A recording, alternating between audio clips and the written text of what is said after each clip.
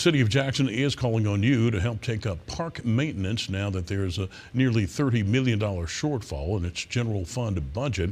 Chief Administrative Officer Peter Tewison discussed the plan at a recent Jackson City Council Public Safety and Parks meeting, saying we need some community partners, especially on our smaller parks.